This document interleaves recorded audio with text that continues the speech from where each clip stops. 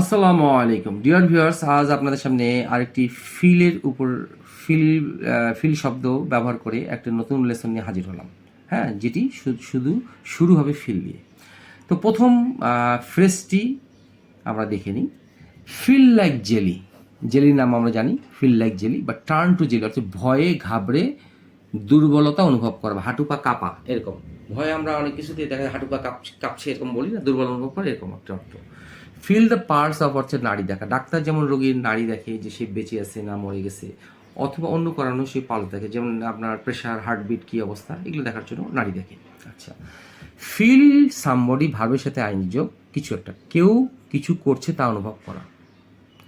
আরেকটি হচ্ছে feel something verb one something, আচ্ছা কিছু হচ্ছে তা অনুভব করা, কিছু একটা হচ্ছে সেটা অনুভব করা। তো আমরা এইভাবে পড়ে হয়তো বুঝতে পারবো না, তো এক্সাম্পল ফলো করে এগুলো ক্লিয়ার হয়ে যাবে। যেমন তাকে দেখে, প্রথমটা আমরা দেখি, তাকে দেখে আমি আমি ঘাবড়ে বা দুর্বল অনুভব করছিলাম। তাকে দেখে আমি ঘাবড়ে দুর্বল অনুভব, এটা কেটে দিই, করেছিলাম। আই ফেল্ট লাইক জেলি, এই যেহেতু এটা পাস্ট টেন্স সেই জন্য ফিলের পাস্ট টেন্স হয়ে গেল, ভার্ব টু হয়ে গেল ফেল্ট, ভার্ব টু। হ্যাঁ, এটা হচ্ছে ভার্ব টু।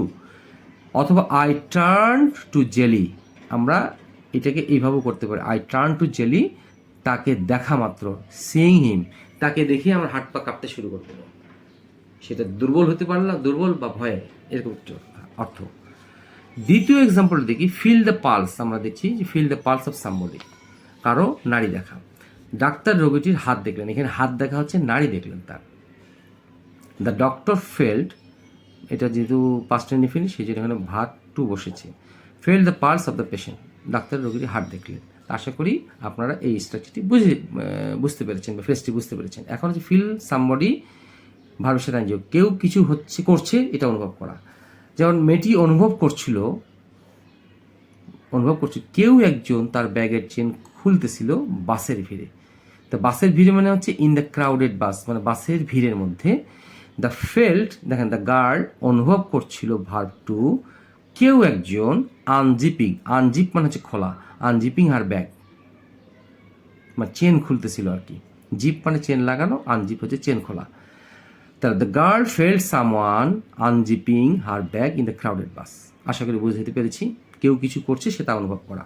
আমি অনুভব করছি ঘাম আমার গাল বেয়ে পড়ছে। আই ফেল্ট, কি অনুভব করছি, যে ঘাম। রান ডাউন হচ্ছে পড়া আর কি, রান ডাউন মাই চেক্স, আমার গাল বেয়ে নেমে আসছে ঘাম, সেটা আমি অনুভব করছি। I felt the sweat running down my checks, বা গোয়িং ডাউন মাই চেক্স, অথবা গোয়িং ডাউনও বলা যেতে পারবে, মানে গড়গড় করে পড়ছে, ঘাম বেয়ে আমার গাল বেয়ে পড়ছে আর কি। আমি অনুভব করলাম কিছু একটা আমার হাতে উঠেছে। আই ফেল্ট সামথিং, এই যে আমি লাস্টে একটা দিয়ে দিয়েছি, কিছু হচ্ছে তা অনুভব করা। আই ফেল্ট সামথিং, কিছু একটা। ক্রল মানে হামাগুড়ি দিয়ে উঠছে আমার হাতে, সেটা আমি অনুভব করছি। তাহলে এটা যদি ব্যক্তি দিই তাহলে বুঝতে হবে যে এই ব্যক্তি কিছু করছে তা অনুভব করা। যেহেতু এটা ব্যক্তির একটা বস্তু একটা বা ইতর প্রাণী বা জীবজন্তু হতে পারে, সেই জন্য সামথিং লিখেছি, এটা ব্যক্তি না। তো আমি অনুভব করছি কিছু একটা আমার হাতে উঠছে, এটা হচ্ছে ভার্ব ওয়ান। হ্যাঁ, তো আশা করি আপনাদের এই স্ট্রাকচারগুলো ভালো লেগে থাকবে বা এই লেসনটি ভালো লেগে থাকবে, সেই প্রত্যাশা। আসসালামু আলাইকুম।